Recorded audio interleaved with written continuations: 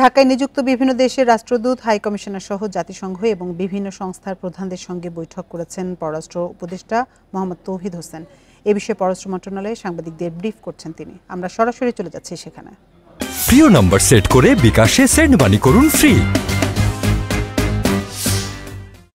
আমরা চাইলে দুই পক্ষ যদি চাই আমরা অবশ্যই বন্ধ করতে পারি বলে আমি বিশ্বাস করি। আমি তাকে এটাও বলেছি যে আমি যখন মুক্ত মানুষ ছিলাম তখন এটা নিয়ে প্রচুর লিখেছি, বিভিন্ন যখনই সুযোগ হয়েছে আমি লিখেছি, এবং সেটা আমার বিশ্বাস, আমার সেই বিশ্বাস এখন আছে যে চাইলে আমরা এটা বন্ধ করতে পারি। হ্যাঁ, তিস্তার কথা আমি বলেছি। আমি তিস্তার কথা এটুকু বলেছি যে পানি কম আছে আমি জানি। তিস্তা এমনকি এক দেশের জন্য যা পানি প্রয়োজন সেটুকুও নাই, কিন্তু আছে। তো দেখা যায় যে এই দুই পারেই ক্যানেল যাচ্ছে এবং ইরিগেশন হচ্ছে, আর মাঝখানে বাংলাদেশ শুকনা। এটা আপনি উপর থেকে ছবি নিলেও দেখতে পাবেন, এখন তো ছবি নেওয়া কোনো কঠিন কাজ না। আমি তাকে এই কথাটা বলেছি যে পানি কম আছে, খুবই কম আছে। ধরুন আছে তো 100 কিউসেক পানিও যদি থাকে তার মধ্যে 30 কিউসেক কি আপনারা আমাদেরকে দিতে পারেন? আমি এই শব্দটা ব্যবহার করেছি। প্রজেক্ট নিয়ে কোনো কথা হয়েছে? তিস্তা প্রজেক্ট নিয়ে কোনো কথা? চীনের সাথে আলোচনা কি? চায়নার সাথে কি জিডিআই বা বিআরআই এগুলো নিয়ে কোনো আলোচনা?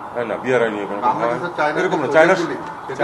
শুনে চায়নার ব্যাপারটা হলো কি আপনাদের বুঝতে হবে, চায়না কিন্তু খুব সেট কথাবার্তা বলে। তারা এগুলো লিখিতভাবে নিয়ে আসছে কি বলতে চায়, এগুলি আমাদের সাধারণভাবে সম্পর্কের ক্ষেত্রে যেটা সেটাই।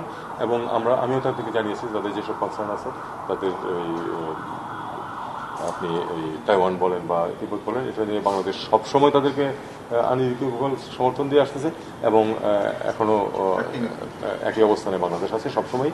এবং উনিও বলেছেন, আমিও সেটা রাজি হয়েছি। আমার কথা বলেছি যে চীনের সাথে সম্পর্কের ক্ষেত্রে সরকার এখানে কে থাকলো না থাকলো কিছু আসে যায় না। চীনের সাথে বাংলাদেশের মানুষের সুসম্পর্ক আছে।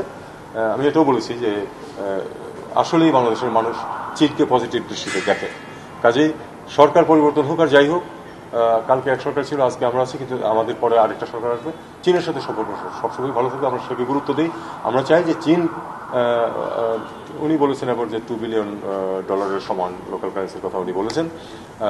আমি বলেছি যে জাস্ট বলেছি যে আমাদের এই যে অর্থনীতি, আমি অ্যামাউন্ট বলি এগুলো, আমি বলছি অর্থনৈতিক আমাদের একটা টানাপোড়েন চলছে এখন। আমরা আশা করবো যে চীন আমাদেরকে সহায়তা করবে এই সময়।